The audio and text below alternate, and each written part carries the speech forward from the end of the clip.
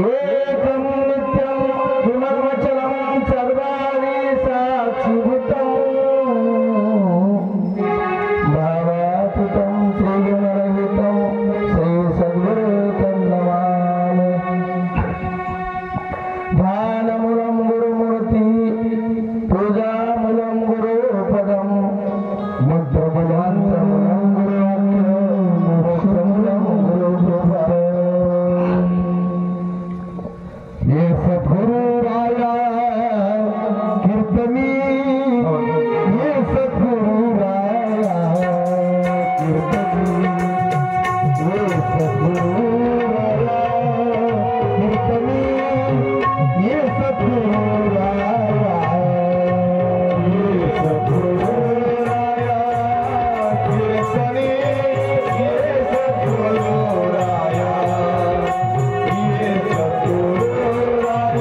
ये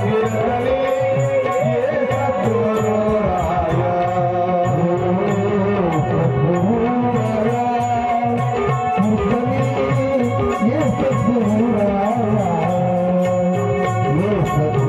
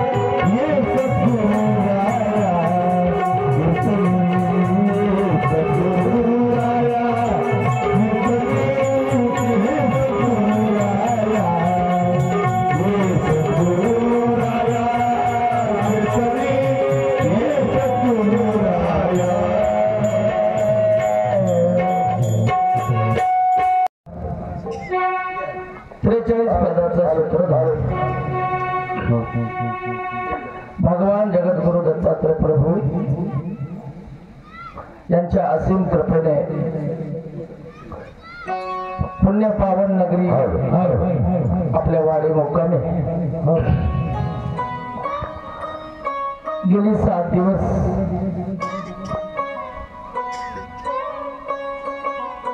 मूर्ती प्राण प्रतिष्ठा व कळसारोहणाच्या सप्ताहाच्या निमित्तानं आपण या ठिकाणी दत्तकथेचं आयोजन केलेलं आहे आणि आपण सुंदर दत्तकथेचं श्रवण करीत आहात। काल आपण ऐकलेली कथा ब्रह्मा विष्णू महेश जगाची उत्पत्ती स्थिती आणि लय ज्याच्या ताब्यात आहे, जगाचं निर्मितीकरण जगाला जन्माला घालणं ब्रह्मदेवाचं काम आणि जन्माला आलेल्या जीवाला कसं पोसावं, त्याला काय खाऊ घालावं, त्याच्या खाण्याची व्यवस्था कशी करावी, पोट सगळ्यालाच आहे 4 खाणीमध्ये, ते काम विष्णू भगवंताकडे आहे। आणि जगाचा बाजार संपल्याच्या नंतर हा देह सोडून ज्यावेळेला जातो त्यावेळेला महादेवाच्या कक्षात तो विषय येतो। असा जगाचा कारभार करणाऱ्या या बलाढ्य 3 लोकांना सुद्धा महाराज त्यांच्या कर्तेपणाचा कालच्या कथेमध्ये अभिमान झाला आणि तिघालाही वाटलं की आम्ही केल्यामुळे सगळं व्हायलंय, पण आमच्या कार्याची नोंद कोणीच घेणं, आम्ही इतकं जीव लावून काम करल्या. पण सगळेच आनंदच म्हणाले, आनंद मालकाच्याच नावानं गवगवा जग कराले, आपल्याला कोणी विचारणं झालंय. आणि ब्रह्मदेवाला वाटलं मी सगळी दुनिया तयार करालो, महादेव त्याचा सत्यानाश करायला, करून तरी काय उपयोग आहे, काय फायदा आहे. ज्याचा त्याला कर्तेपणाचा अभिमान झाला आणि सुट्टीवर जायसाठी निघाले. काल आपण ऐकलं, जाता जाता एका विचित्र प्राणी समोर आला आणि याला पश्चाताप झाला. या 4 खाणीपेक्षा वेगळा असणारा प्राणी निर्माण कोणी केलाय? 4 खाणीतला कारभार सगळा आम्ही उत्पत्ती करतो, स्थिती करतो, लय करतो, पण याची उत्पत्ती ब्रह्मदेव म्हणलं मी केलं नाही. हे म्हणजे आमच्या कंपनीतलं गिराईक नव्हतं. विष्णू म्हणलं याला चारा पाणी मी बी कधी दिलो नाही, केलो नाही. महादेव म्हणलं हे विषय वेगळा आहे. आणि म्हणून हे लोक तिथे जाऊन विचारले. त्यावेळेला त्यांना सांगितलं की बाबा मला आमच्या मालकांना पाठवून दिले. ब्रह्म विष्णू महेशाला अभिमान झालाय आणि ते जुने ब्रह्म विष्णू महेश धरून आण बंदीखान्यात टाकून दे आणि नवे जाऊन तू तयार कर म्हणून मला वाट लावलंय असं त्या प्राण्यावर बसलेल्या माणसानं दाखवलं. त्या गुणेतलं कांडू फोडून दाखवलं. सगळ्या प्रत्येक कांड्यामध्ये ब्रह्म विष्णू महेश आहे. एक अंडू फोडूनही दाखवलं. एक अंडू फोडलेल्या अंड्यामध्ये ब्रह्म विष्णू महेश निघाले आणि त्यांना सांगितलं अनंत ब्रह्मांडाचा मालक माझा धनी आहे आणि त्यांनी मला काम सांगितलंय. तेव्हा हे नमुना बघून या काम करीत असलेल्या ब्रह्म विष्णू महेशाला सत्यलोकी काम करणारा ब्रह्मदेव, वैकुंठावर काम करणारा विष्णू आणि कैलासात काम करणारा महादेव, या तिघालाही वाटलं अनंत ब्रह्मांडाची घडामोड आपल्यापेक्षा वेगळी करणारा अजून कोणतरी भगवान वेगळा आहे. आणि खरंच आपण करतो तो कर्तेपणा आपल्याकडे घेतलेलं चुकीचं झालं. त्यांचं त्यांना लक्षात आलं, पश्चाताप झाला आणि अहंकाराचा गड्डा फुटला आणि पुन्हा पूर्ववत पहिल्या पद्धतीप्रमाणे कामाला लागले. दुसरी कथा बघितली आपण. या तिघाच्या पत्नीला गर्व झाला होता. जगामध्ये आमच्याशिवाय पतिव्रता दुसरं कोणीच नाही. म्हणून यांचं पतिव्रतेचं गर्वाचं हरण भगवान सगळ्या घरी अल्लग मागायला गेले. यतिवेशामध्ये दत्त महाराज खऱ्या साधूची किंमत समाजाला कळत नाही महाराज. निर्गुणपूरचा जो रहिवासी आहे, कैवल्याचा जो दाता आहे, भवनाशक आहे, जीव तारक आहे, असा देव आपल्या अंगणात आला पण कळालो नाही, त्याला दुर्भाग्य म्हणतात. आणि मग अशा वेळेला आपण संधी गमावतो. आणि म्हणून संन्यासाचा वेश घेणारे जगतामध्ये अनेक लोक आहेत महाराज. संन्यासाचा वेश घेऊनच दत्त महाराजाला आपलं रावण सीतामातेला रावणानं फसविलं. भगवे वस्त्र धारण करून अशा बऱ्याच कथा आहेत. पण गफलत अशी होते की सत्य जे आहे ते आमचं या गफलतीमुळं सुटून चाललंय, निघून चाललंय आणि आम्हाला पुन्हा लक्ष 84ला सामोरं जावं लागलं. आणि म्हणून सीता मातेने हे सगळं नमुना महाराजांनी अनुभवला. सीता अनुसयेच्या मातेच्या आश्रमामध्ये गेले. शेवटी मातेला जागा मागितली. याचं गर्भहरण करायचं होतं आणि 60,000 तपश्चर्या वर्षाची केलेली अत्रि ऋषीची आणि अनुसया मातेची फळाला आली होती. सगळ्या गोष्टी जुळून आल्या की आपल्या भाषेत मातीचं सोनं होते म्हणतात माणसं. सगळा योगायोग चांगला राहिला की मातीचं सोनं होते आणि नशीब फुटलं की असलेल्या सोन्याची माती होती. आणि म्हणून ह्या तिघीला आलेला गर्वाचं हरण, तिघालाही झालेलं गर्वाचं हरण काला महाराज. सकाळचं नियोजन होतं, उद्या राज्याभिषेक आहे, भगवान रामचंद्र प्रभू राज्यावर बसणार आहे. आणि कैकेयीनं त्याच रात्री रात्रभर गोंधळ घातला. आपल्या माज घरात जाऊन दशरथ राजाला बोलून घेतलं वगैरे वगैरे. तुम्हाला कथा आता खूप मोठी आहे. आणि त्यावेळेला भगवान रामचंद्र प्रभूचं नशीब पलटलं महाराज. राजा होणारा माणूस वल्कले धारण करून वनवासाला जावं लागलं. याला दैव म्हणतात, नसीब म्हणतात. कोण दिवस येईल कसा कोण जाणतो. भगवान परमात्म्याला सुद्धा उत्तम अवतार रामचंद्र प्रभूला सुद्धा अशा कठीण प्रसंगाला सामोर जावं लागते.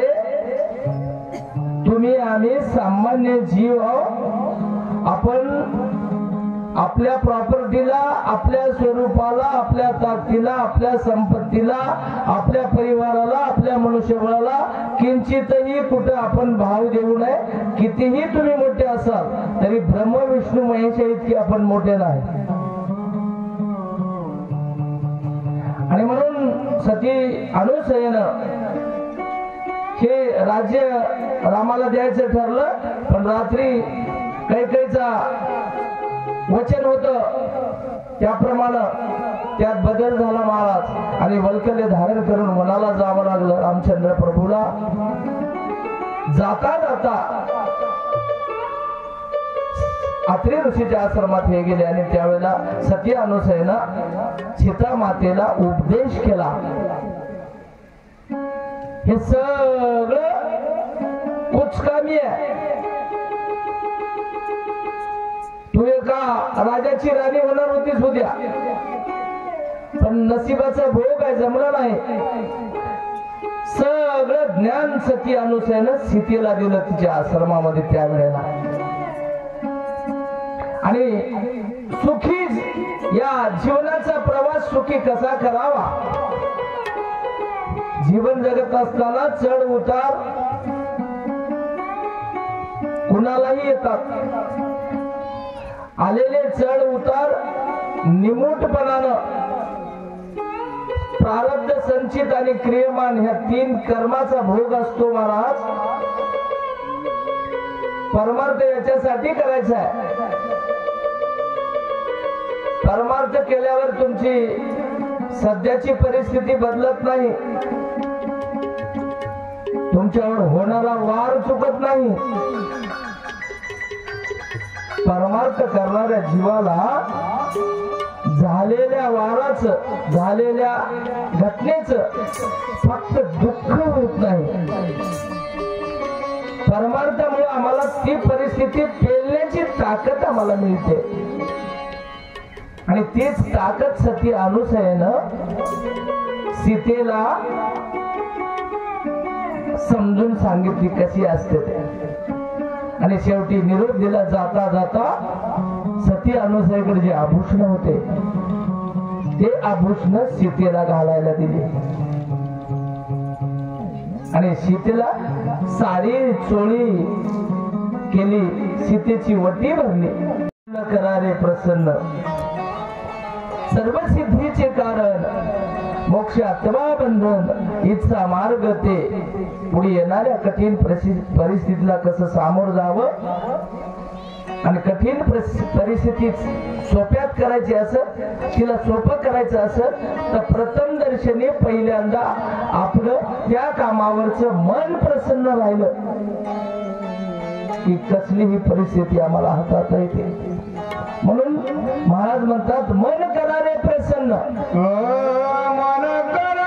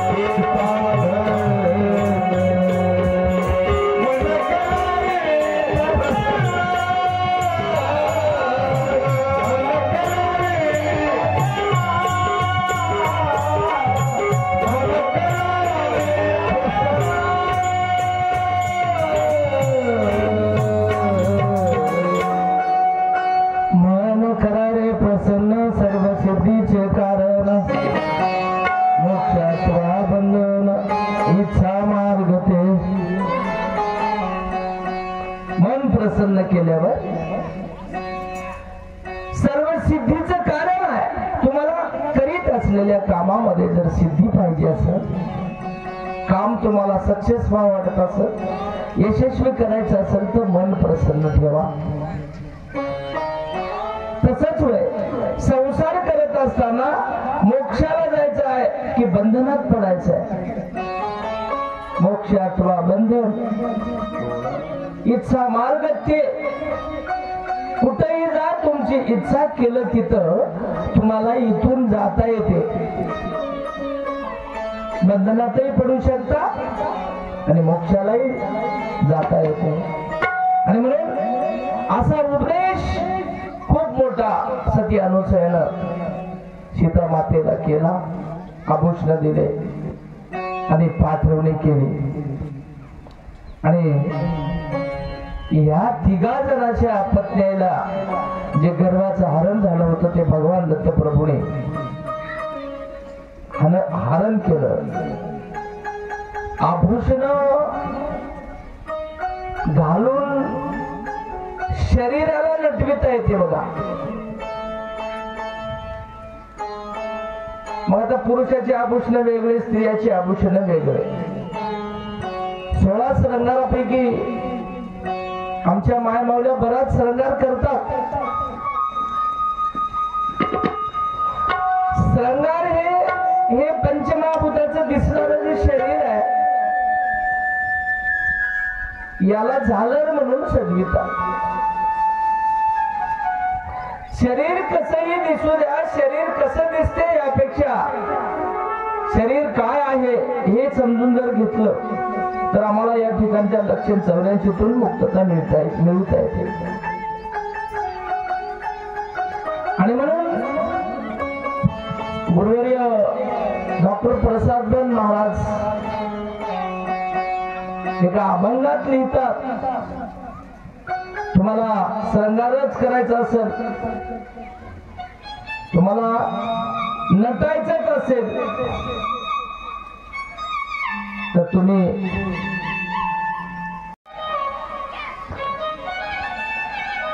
कसं नटावं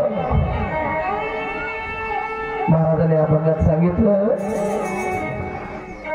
लेणे लेवा त्याची आनंदाचे नाम.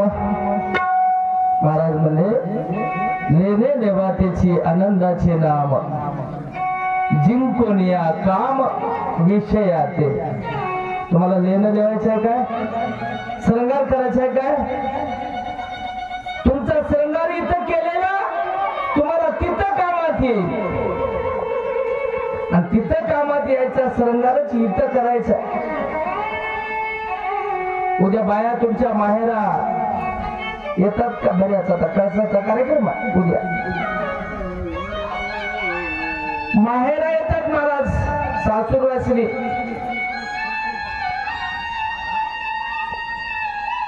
माहेरामध्ये आमच्या जीवाचं जीवनात कोणीतरी, आमचा सखा कोणीतरी, आमचा बंधू आहे, आमचा बाप आहे.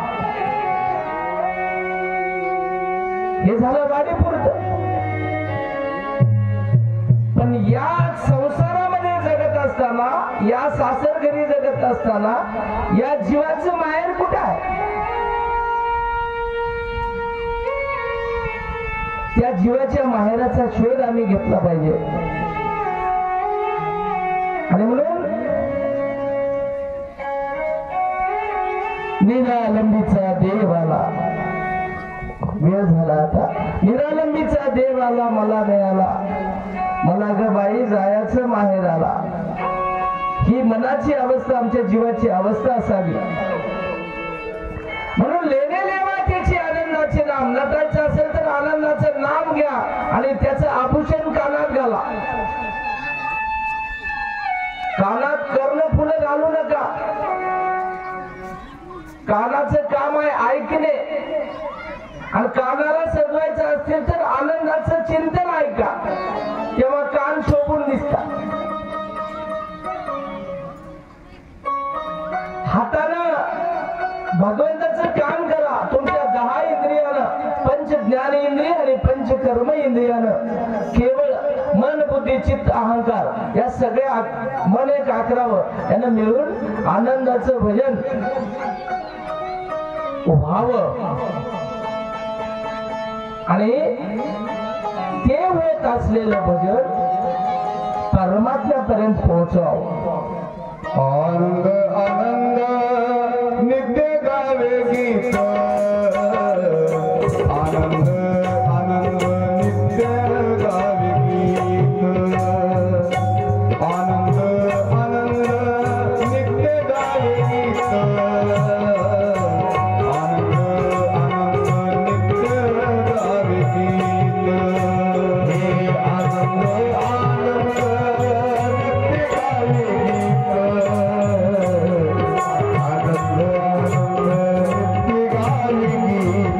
नित्य गावे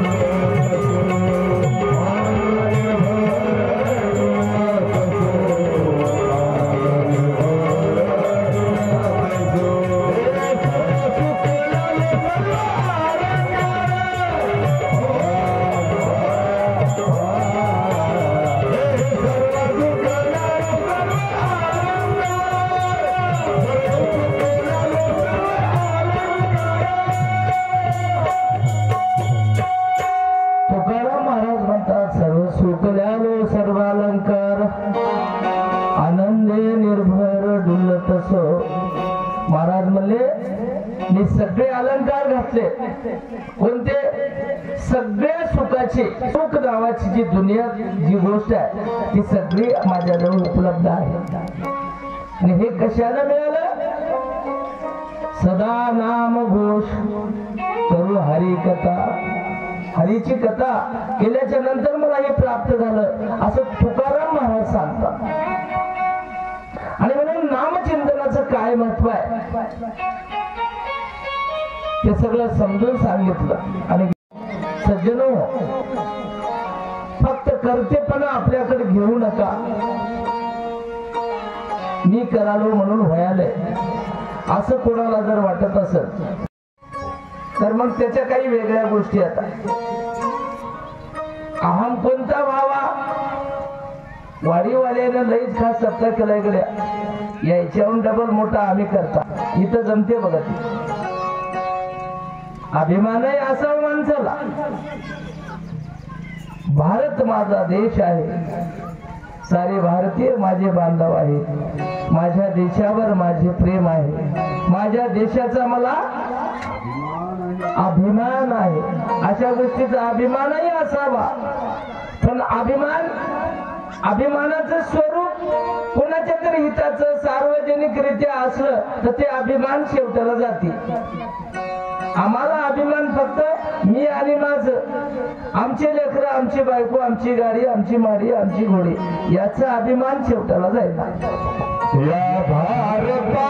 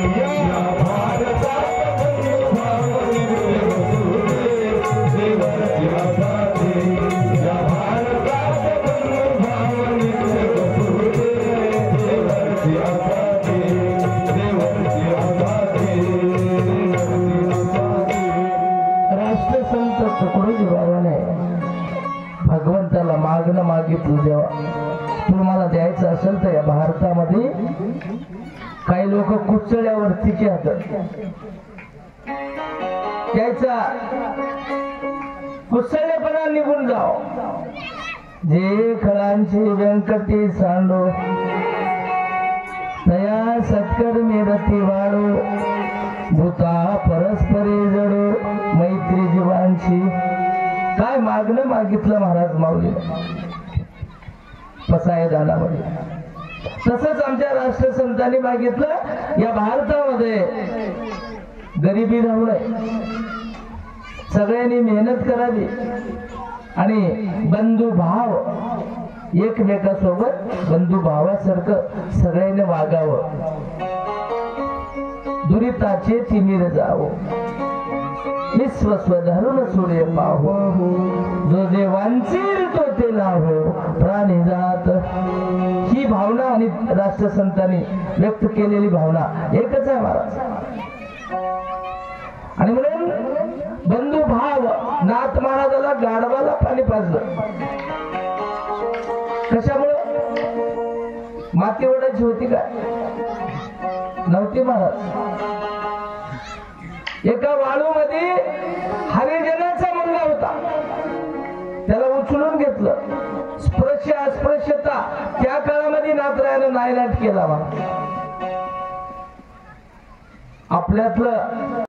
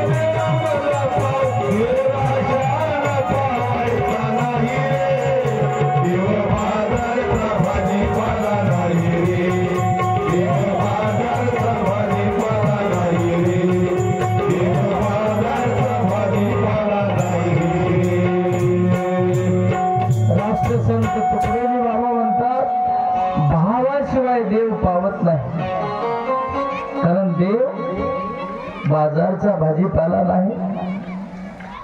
आम्ही महाराज लाकडाची मूर्ती करतो, मंदिरात बसवितो.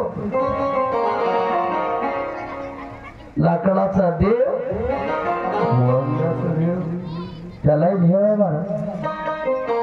दगडाचा देव त्याला वटराचं भेव. सोन्या चांदीचा देव त्याला चोराचं भेव. अनेक प्रकारचे देव केलेले समाजातले राष्ट्रसंतांनी बघितले. प्रत्येक ठिकाणी केलेल्या देवाला भीती आहे, पण अंतरीव्रतीचा जी देव आहे ना त्याला कोणाची भीती नाही. खूप मोठा विषय असो. तर अशा पद्धतीनं आपली भावना सात्विक बनावी, विश्वासाची बनावी. देव बाजारचा भाजीपाला नाही, पण आम्ही कुणालाही देव म्हणालो ही आमची गफलत व्हावी. आम्हाला जीवाच्या हिताचा देव कोण आहे? आम्हाला जीवाला आईला तीरावर पहिलं तीरावर नेणारा कोण आहे? दैवताला आम्ही देव म्हणालो ही गफलत जर झाली तर तुम्हाला 184च्या बंधनातून मुक्त होता येत नाही. का? 4 खाणीचं खातं या मायाबाईकडे आहे. ही माया हे दैवत तुम्हाला 4 खाणीचा कारभार चालविण्यासाठी मुक्त होऊ देत नाहीत, कारण याचं दुकान बंद पडते. म्हणून तुम्हाला प्रपंच आणि दैवता परमेश्वराकडे जाऊ देत नाही, परमेश्वराची ओळख होऊ देत नाही. आणि एखादा जर अधिकारी जीव सुटला तर त्याच्या पाया लागून मायाबाई भगवंताला सांगते हे गिराईक तुमचं.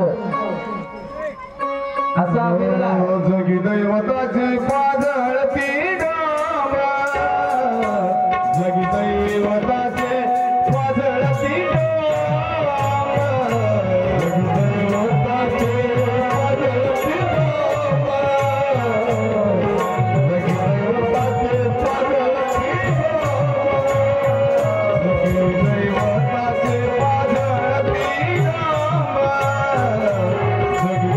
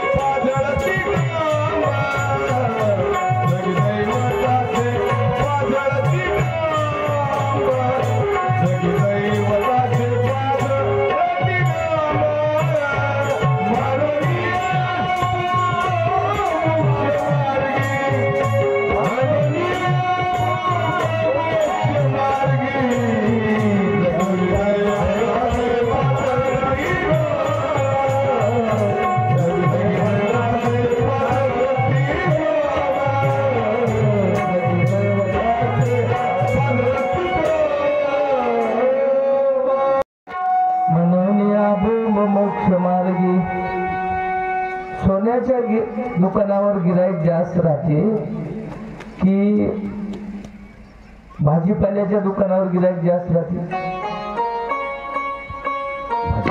उगा विचार कर. तसंच होईल. आम्ही सगळे दैवताच्या अधीन गेल्यामुळं, दैवतेच्या मनासारखं वागू लागल्यामुळं, दैवत आम्हाला न कळाल्यामुळं हे माया, अज्ञान, अविद्या, दैवता आम्हाला या चार खाणीच्या बाहेर निघूच देणार. सगळं जग चार खाणीत फिरालंय आणि म्हणून बोंबाबोंब झाली. मोक्ष मार्गाच्या वाटेवर कोणीच नाही, गिरायकच नाही. कुठेतरी विरळा आहे म्हणले महाराज, विरळा. जीव आनंदाचा, आनंद जीवाचा, संबंध मुळीचा विरळा झाले. एखाद्यालाच कळाले आणि ते कळून घ्यायचं असेल तर आपण 7 दिवस कथा ऐकल्यात काही तुरळक भक्तांच्या. त्या भक्तासारखं आम्हाला सगळा आसक्ती सोडून गुणातीत भगवंताची भेट घ्यायची असेल तर आम्हालाही गुणातीत होऊन आम्हालाही महाराज 3 गुणाच्या पेक्षा वेगळं व्हावं लागतं. प्रत्येक जीव, प्रत्येक शरीर आमचं रसतम सत्वामध्ये गुंतलेला. गुणातीत भगवंताची भेट गुणातल्या जीवाला कशी होईल? आम्हालाही 3 गुण सोडून शुद्ध सात्विक गुण प्रधान करावं लागतात. आणि मग दीपे दीप लाविता, ये दिवा आणि ते दिवा, 2 दिव्यातली वात काढून एका जागी करा. त्यामध्ये मिसळलेला जे प्रकाश आहे ते ओळखू येईना पुन्हा कोणता या वातीचा होईल, कोणता या वातीचा होईल. विलग अलग केल्यावर या वातीचा प्रकाश आणि या वातीचा प्रकाश 2 होतात. इकडल्या 2 आणि इकडल्या 2, 4 वाती एका जागी करा. एक जे ज्योत निघते त्याच्यात पुन्हा कोणत्या वातीचा कोणता होय कोणी काढून देते का? मला काढता येईल महाराज. म्हणून जीवानंदाचा, आनंद जीवाचा असाच संबंध आहे त्याचा नामचा. पण हे कळणारे लोक आहेत. ज्या जीवाला कळाले त्याचा मात्र इथला बाजार संपलाय. त्याचा पारलौकिक जीव सुखी झालाय, तो सुखी झाला. आणि म्हणून अशीच कथा आपण आज सुंदर एका भक्ताची पाहणार आहोत. तो म्हणजे भगवान जगद्गुरु दत्तात्रय प्रभूचा निश्चिम भक्त म्हणजे यदुराजा. यदुराजानं सुद्धा कशी भगवंताची भक्ती केली. दैवताची करता करता देवाच्या भक्तीला कसा लागला. त्रेतायुगातली गोष्ट आहे. त्रेतायुगातली गोष्ट आहे, आजची नव्हे. भगवान गोपाल कृष्ण परमात्म्याचा हे यदू म्हणजे पूर्वज आहे.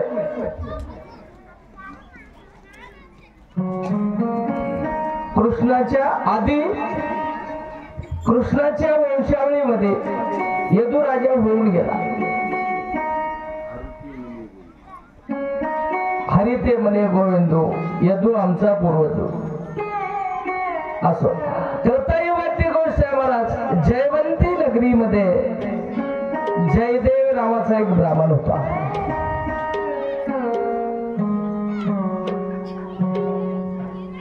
जयदेव नावाचा ब्राह्मण.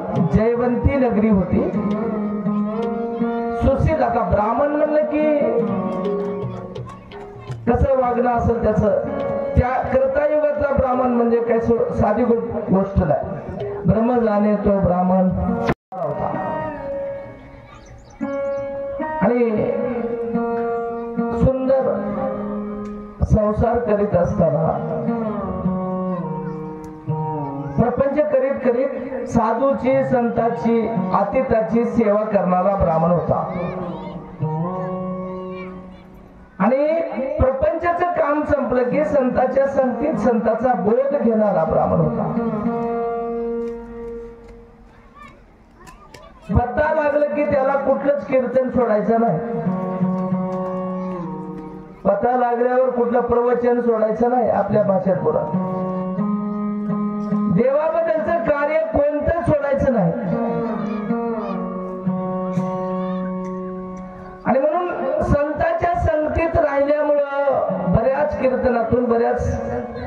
संतांच्या मुखातून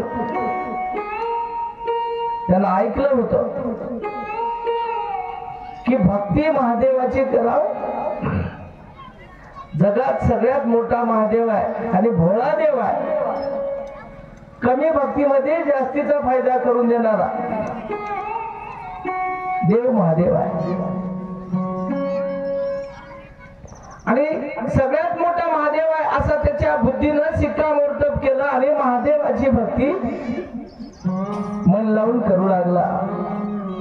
कैलाशी राणा शिवचंद्र मोळे फणींद्र माता मुकुट झळाळी, कारुण्य सिंधू भव दुःख हारी, तुझवीन शंभो मधुकोण तारी.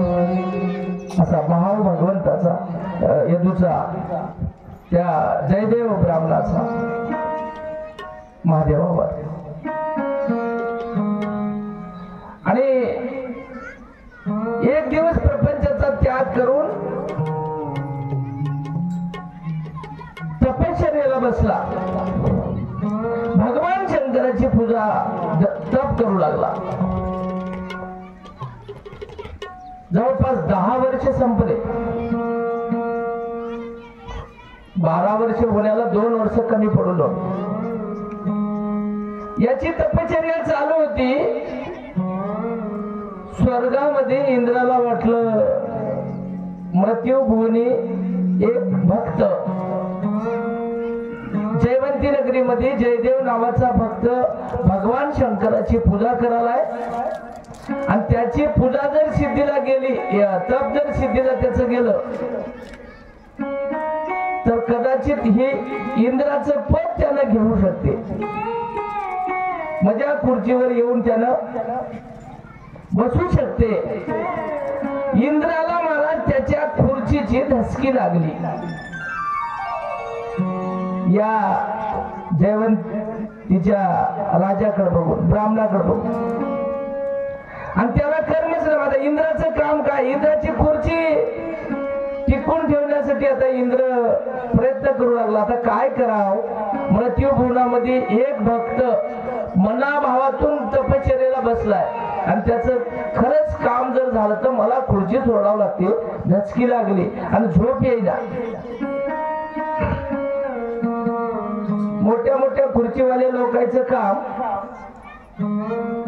त्याला दुसरं काहीच सुधारणा बघा, फक्त खुर्ची टिकून राहावं, बाकी काही हो मग कमी द्या. पोटात काहीच नाही, ते मोकळेपणाला बोलते बघा. अजून काम हेच राहते. पुढच्याला सहज बोलायचं आणि त्याचं महत्वाचं काढून घ्यायचं आणि त्याचं हित करायचं. त्याचं नाव संत.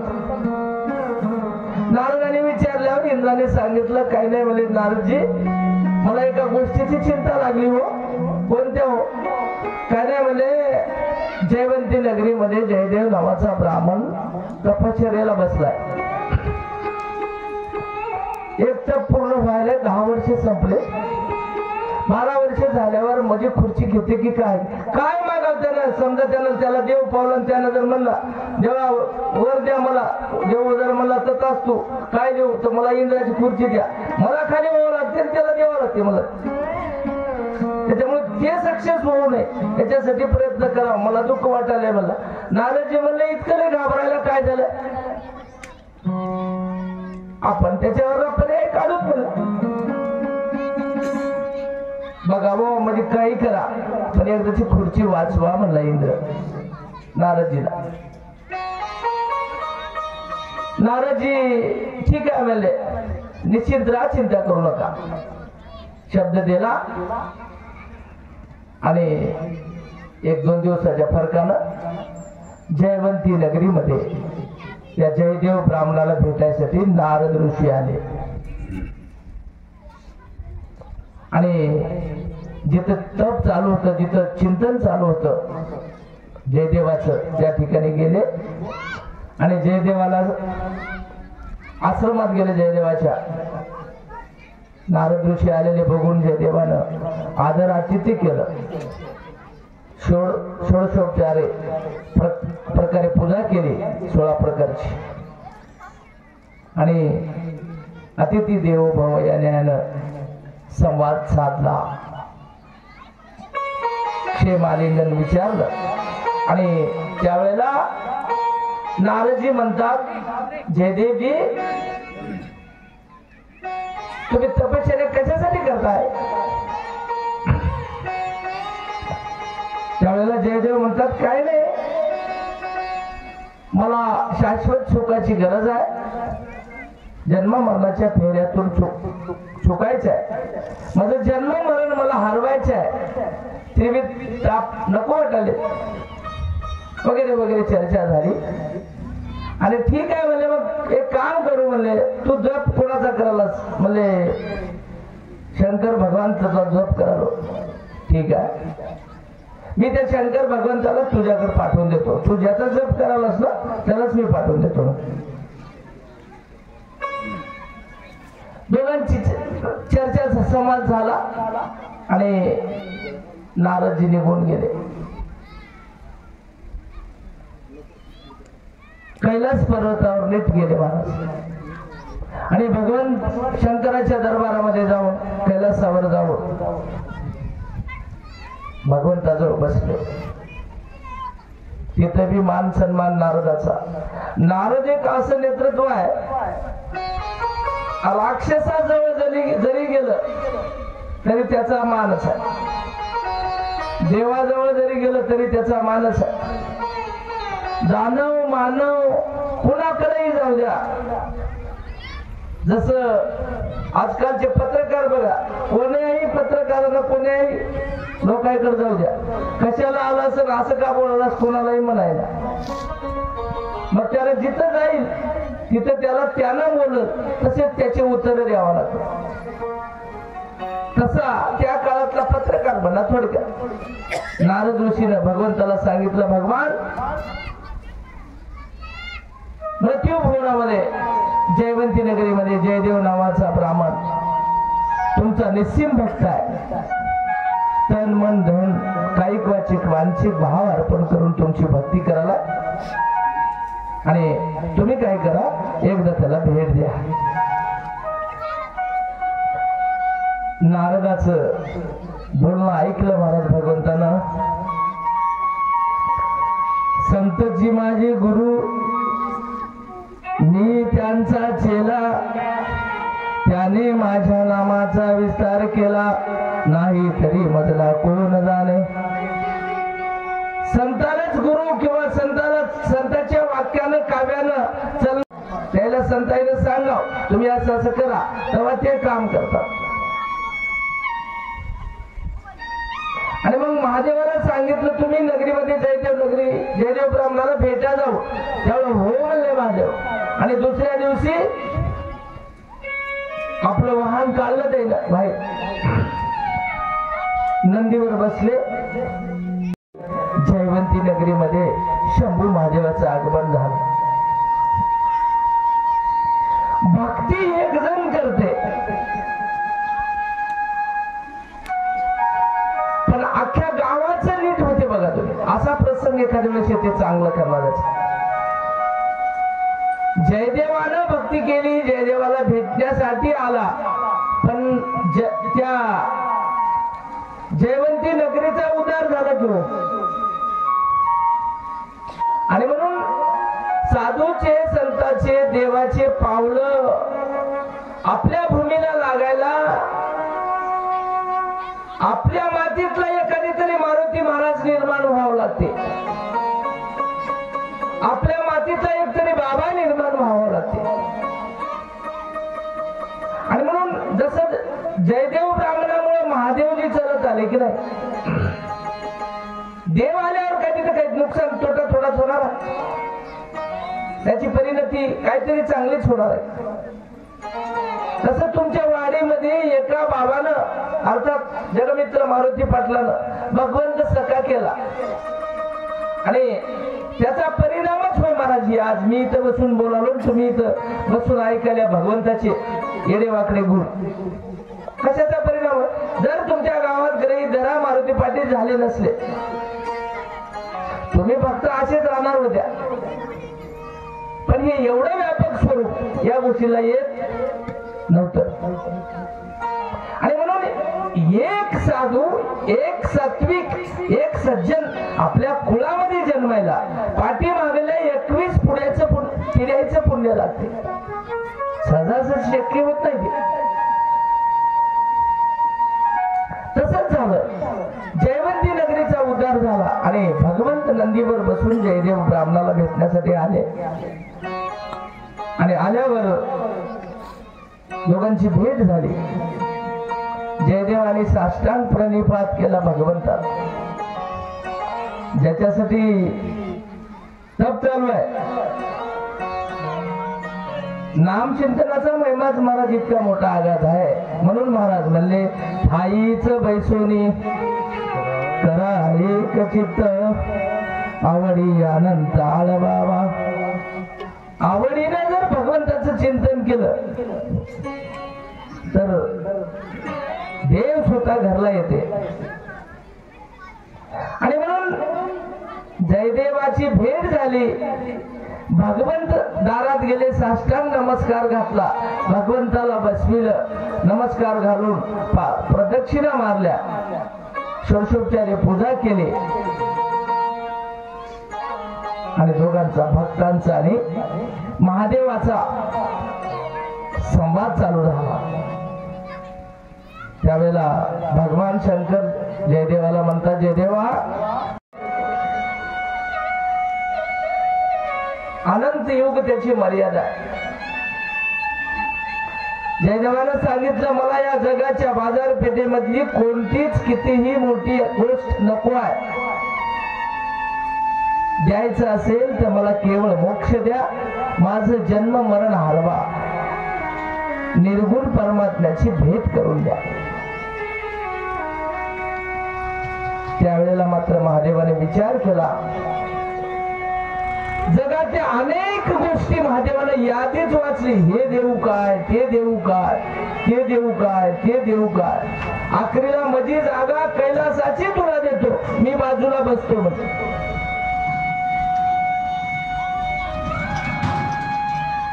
चालत नाही म्हणलं, मला अविनाश पद द्या. महादेवाने विचार केला, प्रळय ज्या वेळेला होते त्यावेळेला कैलासाचा सुद्धा नाश होते. मी ज्याला हे देतो म्हणालो की नाही माझं पद, प्रळय झाल्यावर कैलास सुद्धा लयाला जाते. आणि मायेच्या व्यतिरिक्त जो भगवंत आहे त्याची मला भेट करून द्या म्हणाले. हे जयदेव भगवंत शंकराने विचार केला, मी मायेच्या अधीन आहे, माझाही महाप्रळयामध्ये नाश होते. याला कैलास देवा तर प्रळयाच्या वेळेला कैलास नाश पावते आणि माझाही महाप्रळयाच्या वेळेला नाश होते. आणि हे जयदेव मागालाय अविनाशी वस्तू. काय करावं, महादेव पेचात पडला. आता महादेवाच्या दुकानातच माल नाही, गिरायकाला द्यावं का सांगा. दुकानदार समजा त्याचं 10-50 लाखाचं दुकान आहे हो, पण गिरायकानं त्या सगळ्या 50 लाखाच्या भांडवलात नसलेली वस्तू मागितली. कुठून देणार आहे दुकानदार? बरं देईल कुठून आणून? त्याला माहित असली तर त्या दुकानदारालाच गिरायक काय म्हणाले ते जर कळलं गेलं तर ते बोलालेलं काय होईल कळच नाही गेल्यावर येडा होते ते दुकानदार. आज आमच्या इथे एक सोयरे आले, आमची माय पुढे आली बसली. आमच्या माईला बघून मला ध्यान आली. इकडे हातगाव परिसरातले सोयरे आले. आमच्या माईला सत्य सांगाल तुम्हाला, खोटी गोष्ट नाही, माय साक्षी आमची. सोयरे आले, त्या तिकडल्या भागामध्ये पूर्णाच्या कडीला सार म्हणतात. काही भागात तुमच्या इकडं हे बाळूपाटी, ते तुमच्या हातगाव मध्ये कामारवाडी आहे बघा. कामारवाडीचे सोयरे आमच्या इथं आले. आमच्या माईनं पुरण घातलं, जेवाय केलं. त्या सोयऱ्याला घाई होती, सकाळी 8 वाजताच गाडी होती, दुसरी गाडी नव्हती. 8ला त्या गाडीला जायसाठी लवकर स्वयंपाक झाला आणि जेवायला केलं. आमची माया म्हणली मला बापू याला जेवायला वाढ. सगळे आटम जेवायला वाढले की हा म्हणून सांगितलं सोयरे जेवाय सुरू केले. आणि त्या जेवणाऱ्या मधलं एक आमच्या बाळू पाटलासारखं होतं. त्याला मला बोलले इकडे मला सार घेऊन ये. मला काय म्हणलं त्याला इकडे सार आण म्हणून. आता कढीला सार म्हणतात मला मग कळच ना माहितच नव्हतं. मी मध्ये आलो आमच्या मायला म्हणलो माहिती सोयरा काहीतरी वेगळंच मागायला म्हणलो. काय म्हणाला बाप म्हणलं सार म्हणाला कढी वय घेऊन जा. विषय दृष्टांत संपला. पण सिद्धांत असा आहे गोष्ट जवळच राहते पण हिला काय म्हणतात हे माहित नसलं की बेजारी होती. तेव्हा कळाले मला बाळू पाटील कढीला सार म्हणतात. आमच्या इकडे कढी म्हणतात. तसं झालं महाराज महादेवाला लक्षातच येईल आता अविनाशी वस्तू याला द्यावं कशी. याच्या दुकानातच नाही जवळच नाही. त्यावेळेला महादेव पश्चातापात पडला आणि डोसकर खाजून विचार करू लागला काय करावा त्याच्यावर परिस्थितीवर या इलाज काय करावा. कारण द्यावं तर लागते काहीतरी. माझ्या तपश्चर्येला 10 वर्ष पूर्ण झाले. महादेवाचा भक्त होईल महादेवाची भक्ती करायला. महादेव पेचावर पडला आणि महादेवाने शेवटी त्याला सांगितलं हे बघ म्हणले तू जे मागालास ते मजा मी देऊ शकत नाही. माझ्या लेवलची विषय गोष्ट नव्हती. पण तुला हे तू मागलेली गोष्ट मी देऊ शकत नाही. पण ऐक म्हणले मला भूतकाळ भविष्य काळ आणि वर्तमान काळ तीनही काळ कळतात म्हणले मला महादेवजी. त्या जयदेवाला सांगले मला तीनही काळ कळतात. मी तू मागायला देऊ शकत नाही पण मला 3 काळ कळतात. इथून पुढे तू काय कर. त्रेता युगामध्ये दुसरा जन्म कैलासावर निघून गेले आणि भगवंताने ज्याच्यावर विश्वास होता त्या भगवंताने असं सांगितल्यामुळं या जयदेव ब्राह्मणाने त्याच वेळेपासून आनंदाच्या किंवा दत्त प्रभूच्या भक्तीला आणि भजनाला सुरुवात केली. आनंद आनंद आनंद देवा दत्ता आनंद आनंद आनंद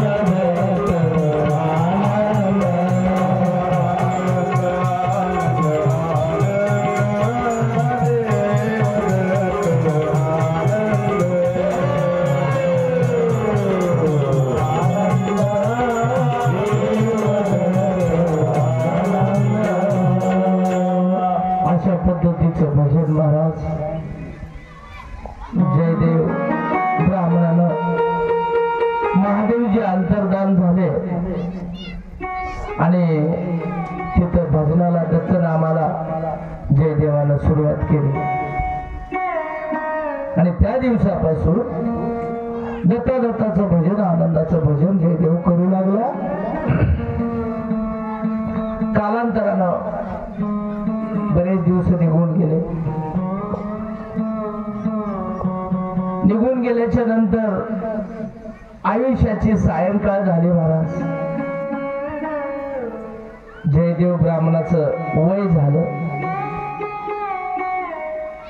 किती दिवस टंटन राहील माणूस. मनुष्य देहाचे अनिवार्य मरण ते केव्हा येईल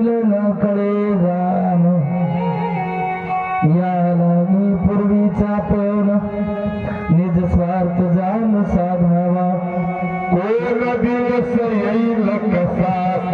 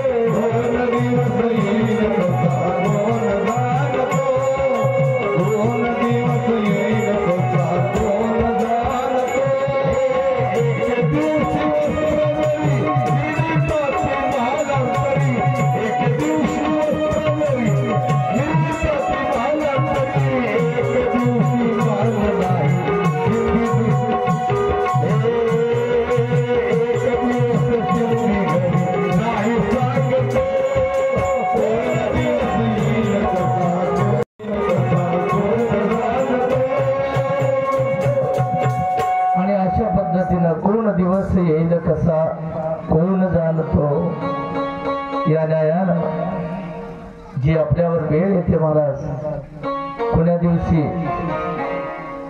स्वप्नात राजा बनते माणूस आणि जाग आल्याच्या नंतर आहे ती परिस्थिती भान होते समयासी सादर व्हावे देव ठेवीन तैसे राहावे अशा पद्धतीने जगलेला जयदेव आयुष्याची सायंकाळी झाली आणि एक दिवस त्याचा देहांत झाला देहांत झाल्याच्या नंतर ब्रह्म विष्णू महेशाचे दूत आणि यमनगरीहूनही यमराजाचे काही दूत त्या ठिकाणी जमले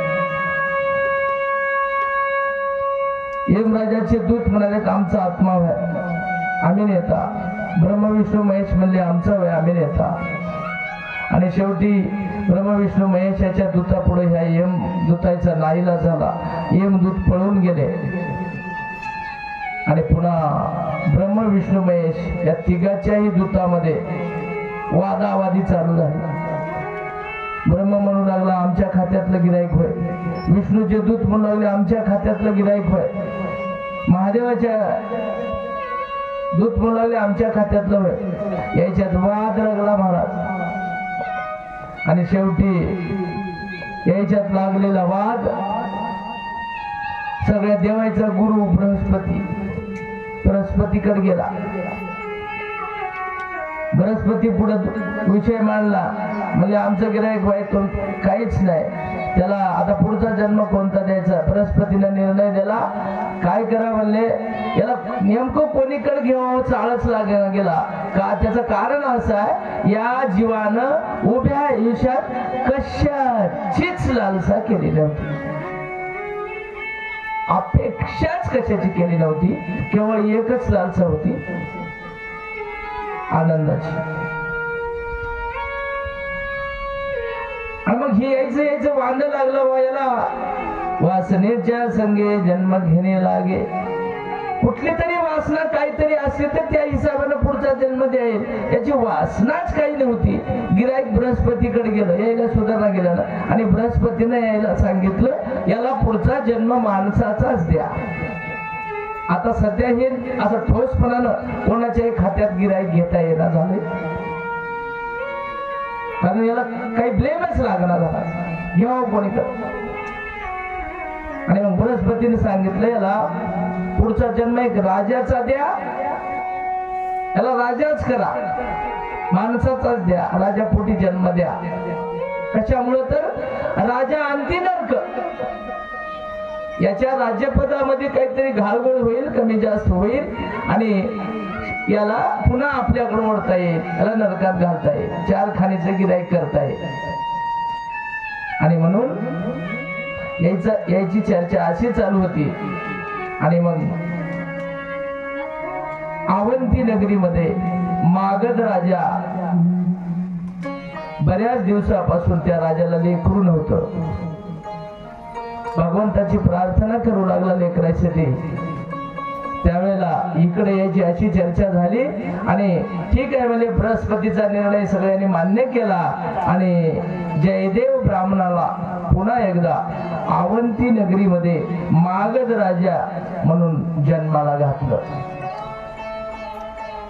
मागध राजाच्या वंशाला पोटी जन्माला घातलं आणि नंतर इथला विषय संपला की अवंती नगरीमध्ये मागध राजाच्या वंशाला घातल्यावर तिकडं त्याच्या पत्नीला मूल जन्मलं आणि मागध राजाला राजपुत्र जन्मला.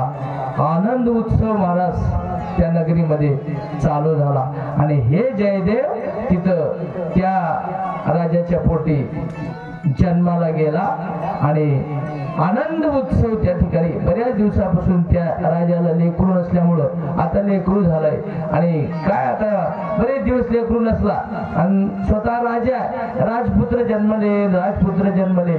आनंद आनंद आनंद सगळीकडे पान सुपारी वाटणं त्या नगरीमध्ये चालू झाले. हळूहळू 1 2 3 4 दिवस 12 दिवस गेले आणि 12व्या दिवशी त्या लेकराचं नामकरण केलं आणि त्याचं नाव यदुराजा असं ठेवलं. आणि मग आता काय बघायचं हो, यदुराज जन्माला आलं तेव्हापासून, कारण या जन्माचा इतिहास असा आहे, लेकराचे पाय पाळण्यात दिसतात याच्यामुळेच म्हणतात बघा, हे इतकं पाठीमागे पुण्य केलंय म्हणून नित्य राजाच्या पोटाला जन्माला गेले. आता आम्हाला परका जीव एखादी सुखी दिसते या जगात. आता मला इथं बसून वाटायला बाळू पाटलापेक्षा खास मला वाजवायला याच होय किंवा याच्यासारखं तरी वाजवायला याच होय, मी खरंच दरिद्रीच हाव काय की असं मग मला वाटल. का वाटल? कारण ते पुण्य माझ्या जन्मात मी केलंच नाही तर ते मिळेल कसं महाराज. मला इथं बसून वाटलं आमच्या इरबन पाटलासारखं मला बी गायन करता यावं, काय येत नसेल हेवा वाटायलाय मला त्याचं, पण शक्य नाही महाराज. ज्याला जे द्यायचं आहे तेच देऊन ठेवलंय भगवंताने. आणि पूर्वीचं पुण्य जसं असेल तसं तुम्हाला इथला उपभोग आज जे तुम्ही भोगायला की नाही, आज भोगालेलं. आता मला सांगा, आज सकाळी आपण खाल्लेली भाकर किंवा दूध दिली चपाती, हे शेतात पेरलेल्या गव्हाची होय काय? आता पेरलेल्या गव्हाची होय काय? नव याच्या खायची होय. आता जे आपण पेरलंय की नाही ते शेतात आहे. आता जे आपण पेरलंय ते शेतात आहे आणि आज जे खालंय ते गेलसालच्या खायचं जन्मातलं. मग आता कोणी कोणाला श्रीमंत समजा, कोणी कोणाला भाग्याचं समजा, कोणाला काय कसं समजायचं समजा, पण जे आज भोगायला आम्ही हे पहिले केलेलं. आणि पुढे चांगलं भोगायचं असेल तर आता चांगलं पेरावं लागतं.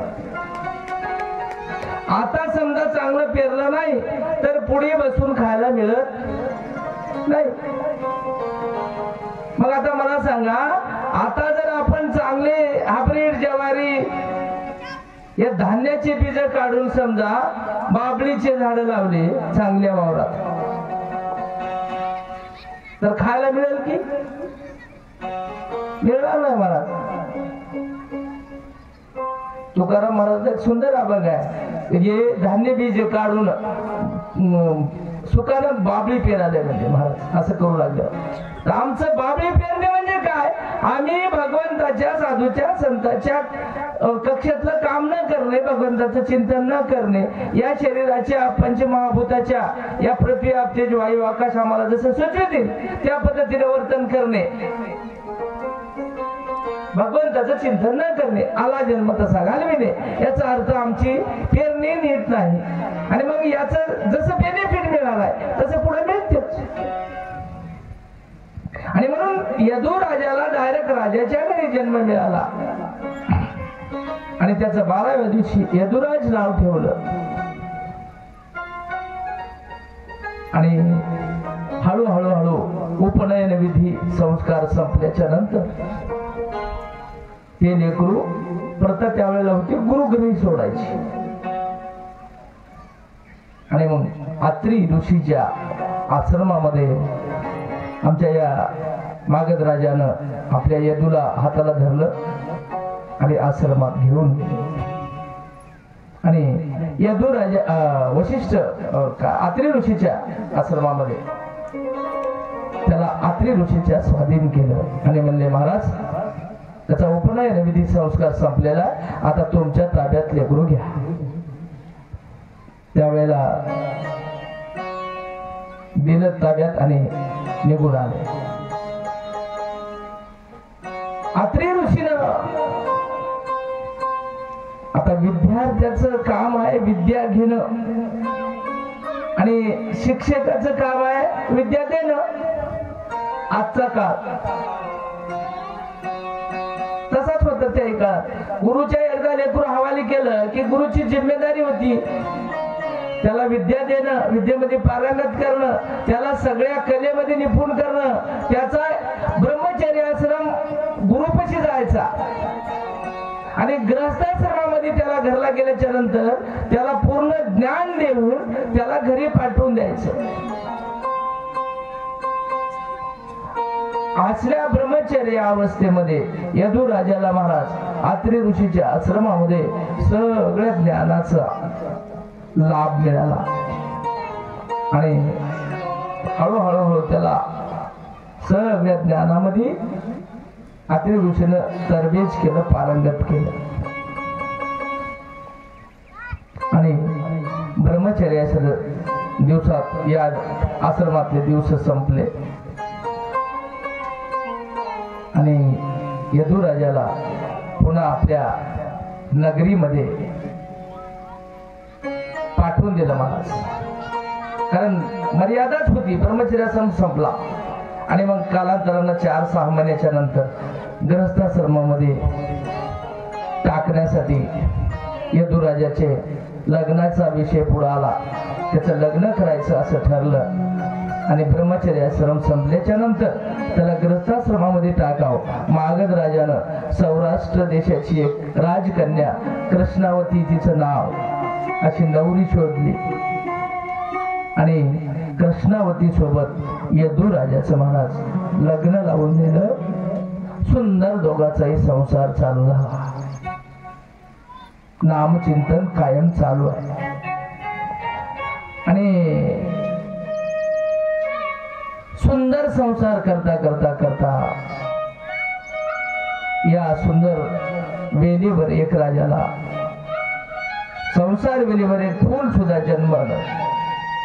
त्याचं नाव रघुराजा ठेवलं. यदू राजाला एक मुलगाही झाला, त्याचं नाव रघुराजा होतं आणि अशा पद्धतीचा सुखाचा संसार सुंदर असा चालत असताना एक दिवस त्यानं सह्याद्री पर्वतावर जातात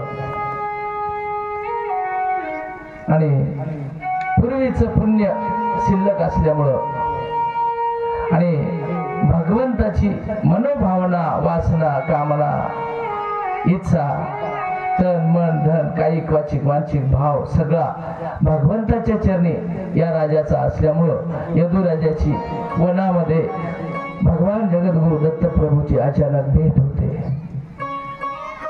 सहज भेट व्हायला महाराज फार जन्माचं पुण्य लागते. आम्हाला त्या गोष्टीचं संसार करत असताना काही गोष्टीचं महत्व कळत नाही. अचानक सहज योगायोग येऊन जाते, पण आम्हाला जर कळाला तर आमचं जीवन सार्थकी होते. तसाच योग आला महाराज. भगवान दत्तात्रय प्रभूची भेट झाली. भेट झाल्याच्या नंतर यदू राजानं साष्टांग नमस्कार केला आणि षोडशोपचारे पूजा केली. आता काय बघायचं हो, देवाची भेट झाल्याच्या नंतर तिथल्या आनंदाला काय पारावार आहे का? तिथल्या आनंदाचं वर्णन करण्यासाठी मला 16 स्वर 36 व्यंजन कमी पडतात आणि त्यावेळेला असा दोघांचाही सुंदर संवाद झाला. यदुराजाने भगवंताला सांगितलं, भगवान तुम्ही केव्हा कोण कुठे कसे प्रगटला, तुम्ही दत्त महाराजच आहात. त्यावेळेला भगवंत यदूला म्हणतात, आम्ही आलो अवतार घेऊन, जीवासी निज नाम देऊन, तोडू मायेचे बंधन, नेऊ मुक्त पदासी पे. यदुराजा आम्ही अवतार घेऊन आलो, भगवान आम्ही आलो अवतार घेऊन, जीवासी निज नाम देऊन, तोडू मायेचे बंधन, नेऊ मोक्ष पदासी पे. याच्यासाठी आम्ही आलो. त्यावेळेला मज येणे नाही जाणे नाही, भगवान दत्तप्रभू सांगतात यदूला, मज येणे नाही जाणे नाही, अवतरणे जीवासाठी पाही, जीव बुडाला माया दोही, म्हणून तयाला गेलो पै. येणाऱ्या जाणाऱ्याच्या यादीतला हो काय की असं तुला वाटत? येणाऱ्या जाणाऱ्याच्या यादीतला मी नव, दत्त महाराज परिचय द्यायला त्याच्यातला नव मी ज्ञान भक्ती वैराग्य घेऊन मुद्दाम जीव मायेत बुडालाय, भवाब्दीमध्ये जीव तळमळ करालाय आणि जीव माझाच होय त्याची दया म्हणून ज्ञान भक्ती वैराग्य घेऊन या ठिकाणी आलो. तर अवधूत महाराजाला यदू पुन्हा विचारतो, महाराज तुम्ही कुठं आल्या, तुमचं ठिकाण काय? आत्री अनुसया माता पिता खून सांगतात. आत्री अनुसया माता पिता, दयाची भक्ती पाहुणे तत्वता, अनंत ब्रह्मांडे उल्लंघुने त्वरिता, आम्ही अवतारी आलो. अनंत ब्रह्मांडाचा पार करू, द्वादश मंडळ सोडून आम्ही इथं आलो. आणि त्यावेळेला यदुराजानं खूप प्रश्न विचारले महाराज, आणि आमच्या सिद्धांतांनी यदुराजाचा आणि दत्त महाराजाचा एवढा मोठा संवाद सांगितला, तिथं संवाद आमच्या सिद्धांताची सुद्धा बोबडी वळते, इतका मोठा संवाद आहे. आणि ते ज्ञान, आणि मग इथं यदुराजाला वेद ज्ञान, अध्यात्म ज्ञान, ब्रह्मज्ञान आणि परज्ञान दिलं, आणि राजाला उपदेश केला. आणि सायंकाळी वेळ संपल्याच्या नंतर यदुराजा दत्त महाराजाची भेट घेऊन पुन्हा घरी आले वापस. आणि घरी आल्यावर यदुराजानं निर्णय घेतला की राज्य सोडून द्यायचं. सगळी आसक्ती संपलेली होती. 5 वर्षाचा घरी रघुराजा नावाचा याचा मुलगा होता यदूचा, आणि त्या 5 वर्षाच्या रघुचा राज्याभिषेक करण्याचा निर्णय घेतला, आणि 5 वर्षाच्या लेकराचा राज्याभिषेक केला. त्या रघुराजाला राजा केलं आणि प्रधानाच्या हवाली केलं कारभार. प्रधानजीला सांगितलं, नाम मात्र राजपुत्र तो आहे, पण सगळा कारभार तुला पाहावा लागणार आहे. आणि या दोघांचा कारभाराची, राज्यपदाची, राजपाटाची व्यवस्था लावली. आणि महाराज यदुराजा त्या दिवसापासून सह्याद्री पर्वतावर भगवंताचं चिंतन करण्यासाठी निघून गेले. त्या ठिकाणी जाऊन भगवंताचं अखंड अहर्निशी गोड असं चिंतन करायचे.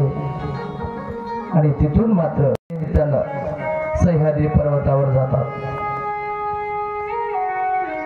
आणि पूर्वीचं पुण्य शिल्लक असल्यामुळं आणि भगवंताची मनोभावना, वासना, कामना, इच्छा, तन मन धन कायिक वाचिक मानसिक भाव सगळा भगवंताच्या चरणी या राजाचा असल्यामुळं यदुराजाची वनामध्ये भगवान जगद्गुरु दत्त प्रभूची अचानक भेट होते.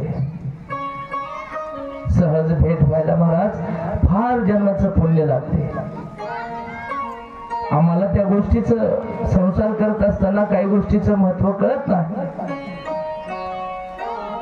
अचानक सहज योगायोग येऊन जाते, पण आम्हाला जर कळाला तर आमचं जीवन सार्थकी होते. तसाच योग आला महाराज.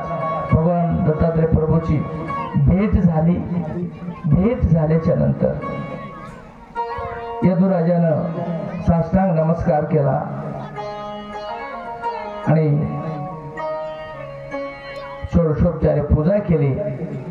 आता काय बघायचं हो, देवाची भेट झाल्याच्या नंतर तिथल्या आनंदाला काय पारावार आहे का? तिथल्या आनंदाचं वर्णन करण्यासाठी मला 16 स्वर 36 व्यंजन कमी पडतात. आणि त्यावेळेला असा दोघाचा एक सुंदर संवाद झाला. यदुराजाने भगवंताला सांगितलं, भगवान तुम्ही केव्हा कोण कुठे कसे प्रगटला? तुम्ही दत्त महाराजच आहात. त्यावेळेला भगवंत यदूला म्हणतात, आम्ही आलो अवतार घेऊन, जीवासी निज नाम देऊन, तोडू मायेचे बंधन, नेऊ मुख्य पदासी पे. यदुराजा आम्ही अवतार घेऊन आलो.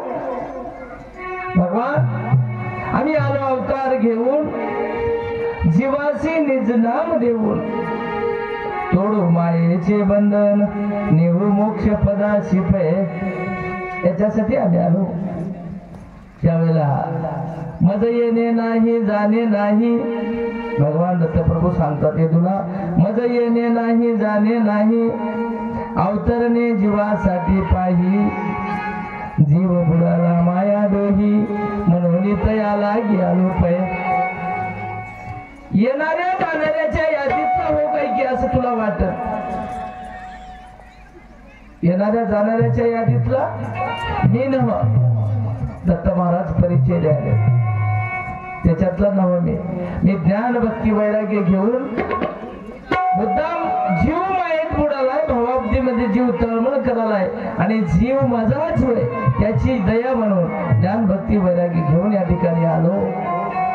तर अवधूत महाराजाला यदू पुन्हा विचारतो, महाराज तुम्ही कुठं आल्या? तुमचं ठिकाण काय? आत्री अनुसया माता पिता खून सांगतात. आत्री अनुसया माता पिता, तयाची भक्ती पाहुणे तत्वता, अनंत ब्रह्मांडे उल्लंघुने त्वरिता, आम्ही अवतारी आलो. अनंत ब्रह्मांडाचा पार करू, द्वादश मंडळ सोडून आम्ही इथं आलो. आणि त्यावेळेला यदुराजानं खूप प्रश्न विचारले महाराज. आणि आमच्या सिद्धांतांनी यदुराजाचा आणि दत्त महाराजाचा एवढा मोठा संवाद सांगितला. तिथं संवाद आमच्या सिद्धांताची सुद्धा मोबडी वळते, इतका मोठा संवाद आहे. आणि ते ज्ञान आणि मग इथं यदुराजाला वेद ज्ञान, अध्यात्म ज्ञान, ब्रह्मज्ञान आणि परज्ञान दिलं आणि राजाला उपदेश केला. आणि सायंकाळी वेळ संपल्याच्या नंतर यदुराजा दत्त महाराजाची भेट घेऊन पुन्हा घरी आले वापस. आणि घरी आल्यावर यदुराजानं निर्णय घेतला की राज्य सोडून द्यायचं. सगळी आसक्ती संपलेली होती. 5 वर्षाचा घरी रघुराजा नावाचा त्याचा मुलगा होता यदूचा. आणि त्या 5 वर्षाच्या रघुचा राज्याभिषेक करण्याचा निर्णय घेतला आणि 5 वर्षाच्या लेकराचा राज्याभिषेक केला. त्या रघुराजाला राजा केलं आणि प्रधानाच्या हवाली केलं कारभार. प्रधानजीला सांगितलं, नाम मात्र राजपुत्र तो आहे, पण सगळा कारभार तुला पाहावा लागणार आहे. आणि या दोघांचा कारभाराची, राज्यपदाची, राजपाटाची व्यवस्था लावली. आणि महाराज यदुराजा त्या दिवसापासून सह्याद्री पर्वतावर भगवंताचं चिंतन करण्यासाठी निघून गेले.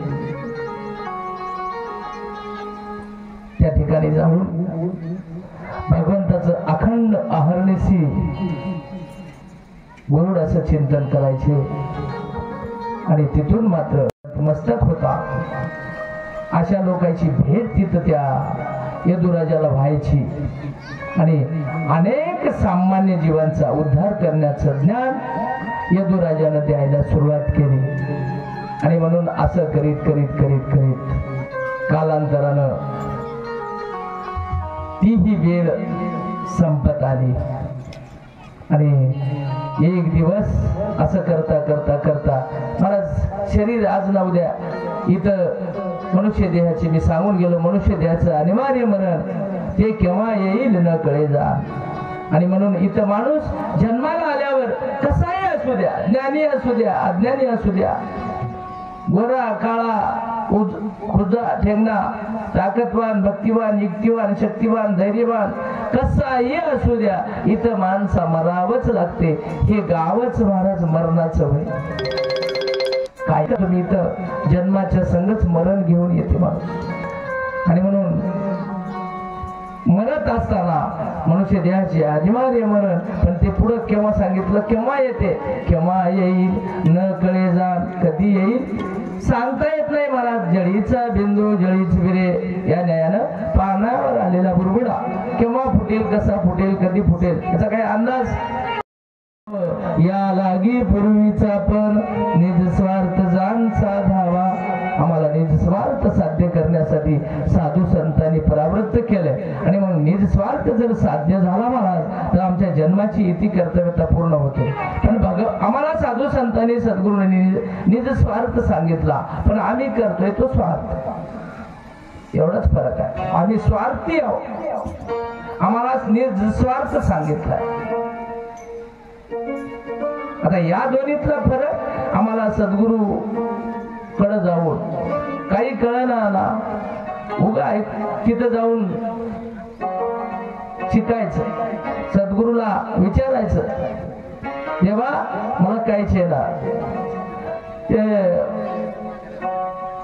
काही वाचिक मानसिक भाव तिथं अर्पण केला, तुमचा भाव तसा असला की तुम्हाला सगळं तिथं शिकायला मिळते. आणि म्हणून या सामान्य जीवानं गुरुदेव आरजी घ्या ध्यानी आणि आरजीत म्हणतो बा शिकवा पाणा उजळणे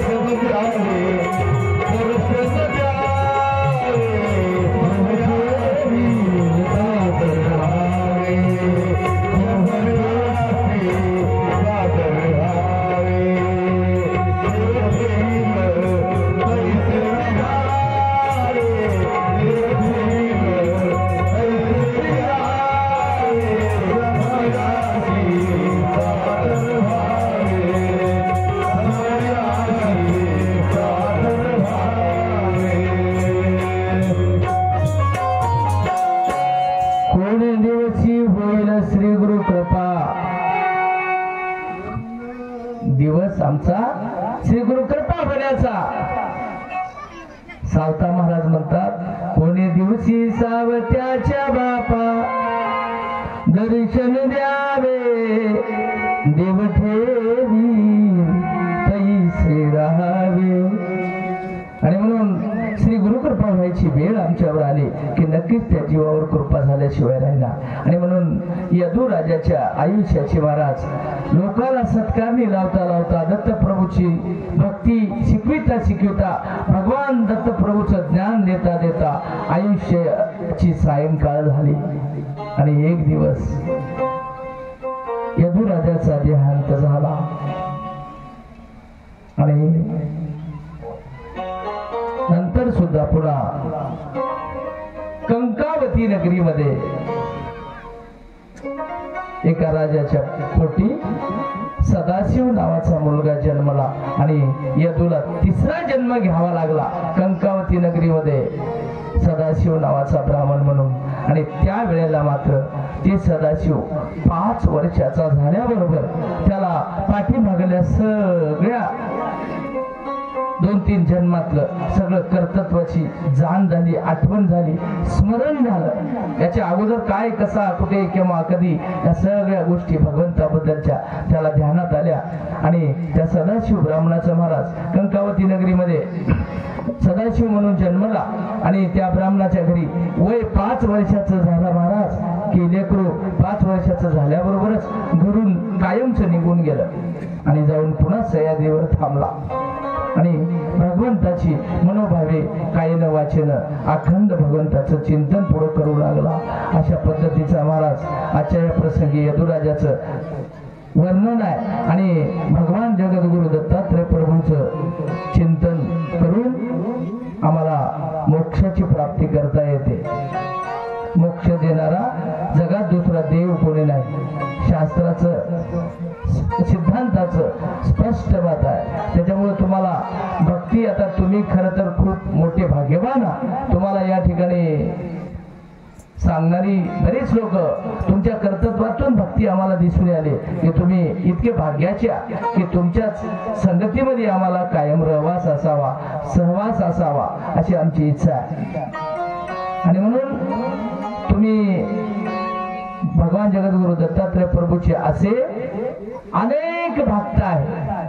आपण केवळ 7 दिवसामध्ये उगत थोडक्या मोडक्या शब्दामध्ये या काही तुरळक संतांच्या दत्तभक्ताची कथा बघण्याचा प्रयत्न केला. खरं तर इथं 4ही ज्ञानात पारंगत असणारी मंडळी तुमच्या गावात आहे. आम्हाला अजून शब्दज्ञान सुद्धा नाही, पण तुम्हाला सांगण्याचं धाडस आम्ही केलं. आणि आजचा हा कथेचा शेवटचा दिवस आहे. आणि आता उद्या सुंदर अशी या ठिकाणी कळसारोहणाचा कार्यक्रम, मूर्ती प्राण प्रतिष्ठेचा कार्यक्रम आहे. आणि उद्या या ठिकाणी सुंदर अशी सभाखंडीची महापूजा आहे. तर इथल्या लोकांना काय महाराज परिश्रम, आणि याला सीनही नाही. तुम्हाला भगवंताचं काम करीत असताना सीन सुद्धा नाही. उद्याचा दिवस अतिशय सुंदर आहे. सर्वांनी महापूजा या ठिकाणी आपल्याला घ्यायची आहे. परिसरातून लोक या ठिकाणी येणार आहेत. सुंदर असा कार्यक्रम आहे. या ठिकाणी कथेचा आजचा संयोजक मंडळीला बलबडीत विनंती आहे. आता कथेचा समारोप या ठिकाणी करायचा आहे. तुम्हाला सांगितलं आपलं पंडित पाटील कुठे गेले? पंडित पाटील पुढची कथेचा समारोप याच ठिकाणी करण्यासाठी तुम्ही कमिटीनं आमच्या सुंदर अशी आम्हाला कथा करण्यासाठी मला आमचे इरबन पाटील केदार वडगावचे, त्यांचे बंधू गणेशराव पाटील आणि पैशाचे आमचे बाळू पाटील तबल्याचं अतिशय सुंदर काम त्यांनी केलं. आणि हे सगळा जडाजोड लावण्याचं काम आमचे भगवान पाटील पारडीकर पवार यांनी केलं. मलाही ने आण करण्यासाठी आमचा संतोष चुकेवाड यांनी सुद्धा अतिशय सुंदर अशी मदत केली. आणि साऊंड सिस्टीमचं अतिशय सुंदर काम आमच्या देवपूरकरांनी केलं.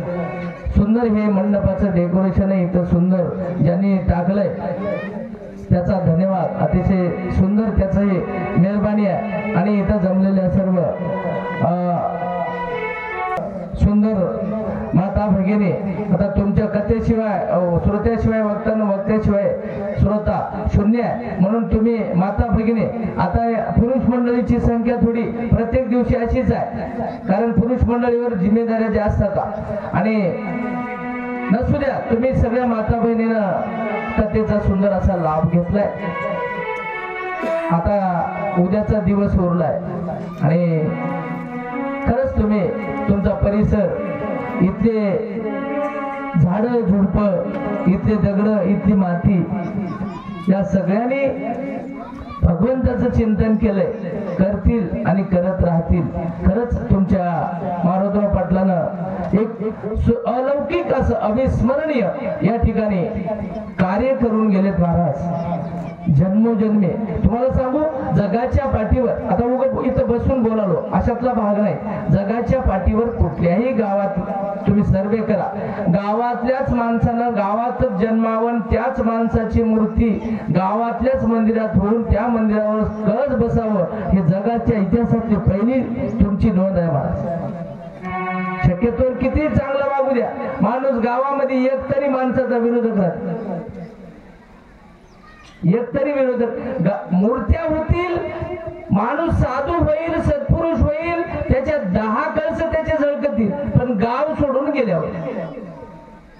पण एक तुमच्या इथे नाविन्य आहे, गावातच जन्मून, गावातच वाढून, गावातच कार्य करून, गावातल्याच लोकांना सुधरून, गावातच एका महात्म्याची आज मूर्ती बसते आणि त्या मूर्तीवर कळश शोभून दिसते. याच्यापेक्षा न भूतो न भविष्यती गिनीज बुक मध्ये नोंद करायसारखी नोंद आहे महाराज. त्या महात्म्याला माळगीर महाराजांनी, आमच्या बालू पाटलांनी सुंदर काव्य केलंय. त्यांचं काय कार्य आहे मारुती पाटलाचं, बालू पाटलांनी दिलं मला पुस्तकात, ते मला वाचायला वेळ मिळाला नाही. खरं तर मी दुर्भाग्य ठरलो. त्या पुस्तकामध्ये मारुती पाटलाला काय काय केलंय, त्याच्यानंतर आमच्या बालाजी पाटलानं खूप लिहून ठेवलंय, सांगून ठेवलंय. हे सगळं तुम्हाला सिद्धांत वेदांत कुठलं काय वाचायची गरज नाही. सगळ्या समुद्राचं मंथन करून, जसं 14 रत्न काढले होते की नाही, तसं सिद्धांत शास्त्राचं सगळं मंथन करून, त्याचं घुसळण करून, त्याची मेहनत घेऊन आमच्या मारुती पाटलानं सहज लिखाण किंवा सहज बोलले. मारुती पाटलाचा सहज बोलणे हाची उपदेश, सहज बोललेलं वाक्य आज आमच्या जीवनाचं हित करण्याचं ठरलंय महाराज. आणि म्हणून आता महाराज तुकाराम महाराज म्हणले, आता तरी पुढे हाची उपदेश नका करू नाश, आयुष्याचा नाश करू नका मानले. तसेच आमच्या मारुती पाटलानं तुमच्याच गावात नाही, सज्जनाचे माप चाले वारे हाती म्हणा. जितकं वारं जोरात सुटते आणि वाऱ्याचा वेग किती राहते, 10 मिनिटात 5-50 किलोमीटर त्याची गती जाते महाराज. आणि म्हणून सज्जनाला लाऊडस्पीकर लावून हे फार मोठा संत आहे, हे फार मोठा चांगला आहे असा गवगवा करायची गरज पडणार महाराज. साधूला, संताला त्याच्या कार्यातून त्याच्या मापाचं मोजमाप होते. त्याचं कार्य सांगते ती मूर्ती किती मोठी आहे, त्याची उंची टेप लावून मोजायची नसते. त्याचं कार्य मोजलं तर त्याचं कार्य महाराज त्या मोजमापाला कुठला स्टेप जगातला पुरत नाही. इतकं मोठं अनंत कार्य आहे त्या माणसाचं. आणि म्हणून मारुती पाटील गेले, लहान होते आम्ही, फार मोठा गवगवा झाला त्यांच्या शेवटच्या सोहळ्याचा. जन्म आमच्या बालू पाटलांनी लिखाण केलं, त्याच्यात 1916चा जन्म सांगितला. आम्ही 16चे नव्हत्या, पण मी थोडा छोटा लहान होतो. आमचे नारायण पाटील त्यांचे गुरुबंधू आमच्या गावात होतं, काल आले होते इथं. नारायण पाटलांनी सांगितलं आणि त्यावेळेला परिसरामध्ये आनंद संप्रदायाचा एकच माणूस म्हणून बापूचं नाव होतं. आम्हाला माहित असतील बाकीचे, पण मोरक्या मेन. आणि आख्यायिका अशी झाली की मारुती पाटील गेले. आम्हाला भजनाचा नाद होता, छंद होता, संप्रदायाचा नाद होता. ऐकलं कोणते माली पाटील हे ते सगळी माहिती घेतली. त्यावेळेला कळालं की शिकाच्या वाडीमध्ये कट्टर आनंद संप्रदायाचा हाडा मासाचा माणूस जर कोणी असेल तर केवळ तो मारुती पाटील. त्यावेळेलाच आम्हाला कळालं होतं. आता आम्ही दुर्दैवी तुमच्या संपर्कात राहू शकलो नाही, तरी पण त्यांच्या आज विचारणं मारुती पाटील फक्त पंचमहाभूताच्या शरीरानं गेले, पण त्यांच्या काव्यातून, त्यांच्या कर्तव्यातून, त्यांच्या तळमळीतून ते आजही समाजात जिवंत आहेत, गेले नाहीत. आणि आम्हाला मात्र आमचं जीवन सुधारण्याची, त्याच्यातून आम्हाला न्याय मुक्ती मिळायची. पण गेला काळ आणि सर्व संत श्रोते सज्जनाच्या चरणी मी विनंती करतो की तुम्हाला बाकीचं काहीच सापडायची गरज नाही.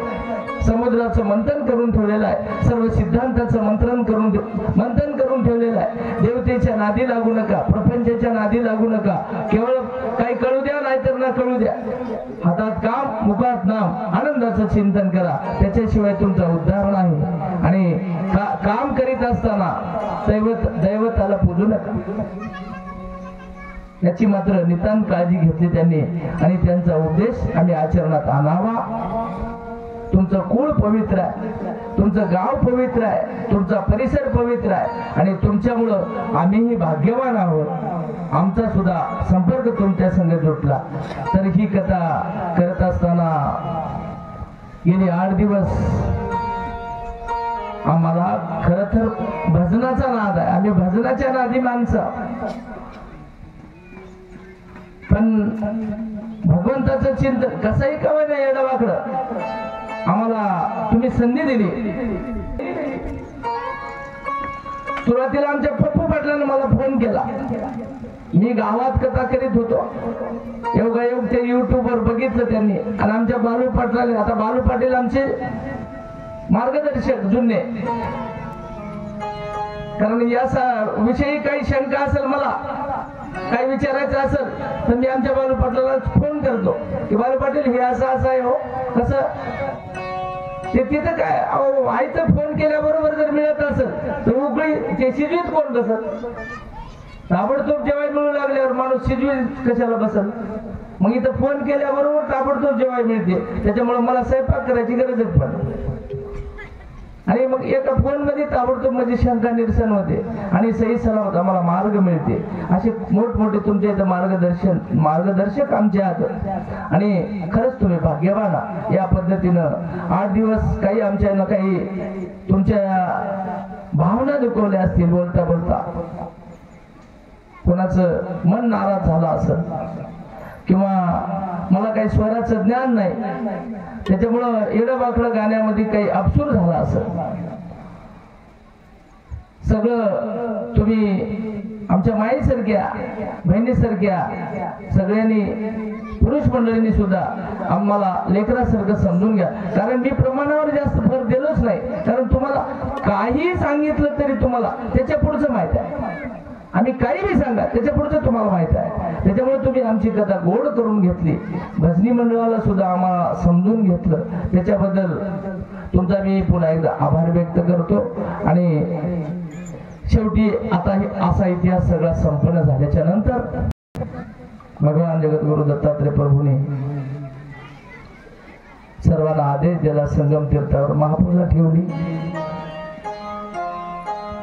महापूजेचं नियोजन, खूप मोठी कथा आहे, महापूजेचं नियोजन केलं महाराज आणि सुंदर असं मोक्ष सिद्धांतामध्ये 21व्या अध्यायात संगम तीर्थावर झालेल्या महापूजेचं वर्णन आहे आणि महापूजा करून शेवट कसा गोड झाला आपण थोडंसं 5-10 मिनिटात बघू. एक सुंदर भजन करा आणि नंतर आपण महापूजेचा विषय हाताळू.